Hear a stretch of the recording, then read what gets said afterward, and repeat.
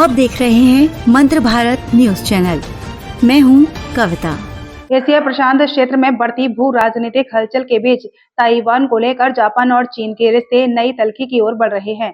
स्थिति तब और तनावपूर्ण हो गई जब जापान ने अमेरिका को पैट्रियट मिसाइल इंटरसेप्टर भेजे। चीन ने इस फैसले को क्षेत्रीय स्थिरता के लिए बड़ा खतरा बताया है और आरोप लगाया है कि जापान अपनी पुरानी सैन्य मानसिकता की ओर लौट रहा है। चीन के सरकारी अखबार ग्लोबल टाइम्स ने जापान पर सीधा हमला बोला है। अखबार ने कहा है कि जापान हथियारों के निर्यात पर लगी अपनी पारंपरिक रोक को तोड़ रहा है, जिससे क्षेत्र में खतरनाक बदलाव हो सकते हैं। घातक हथियार निर्यात करने की राह। चीनी सैन्य विशेषज्ञ झांग सुएफेंग ने चेतावनी देते हुए कहा है कि पैट्रियट मिसाइलों का निर्यात जापान के लिए एक टेम्पलेट बन सकता है।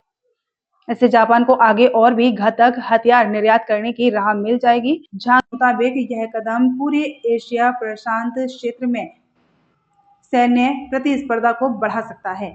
जापानी मीडिया रिपोर्टों के अनुसार अमेरिका इन मिसाइलों का उपयोग अपने हथियार भंडार को मजबूत करने में करेगा, जो यूक्रेन युद्ध की वजह से काफी है।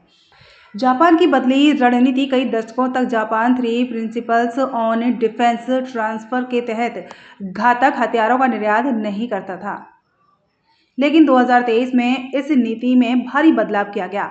नई नीति के तहत जापान अब अमेरिका को पैट्रियट मिसाइलें भेज सकता है और अपने रक्षा उद्योगों को मजबूत करने के लिए हथियार उत्पादन बढ़ा सकता है।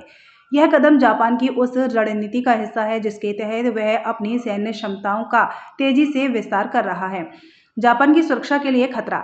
स्थिति तब बिगड़ी जब जापान की नई प्रधानमंत्री साने ताकाइची ने संसद में कहा कि यदि चीन ताइवान पर हमला करता है तो इसे जापान की सुरक्षा के लिए खतरा माना जाएगा और जरूरत पड़ने पर जापानी सेना को तैनात किया जा सकता है।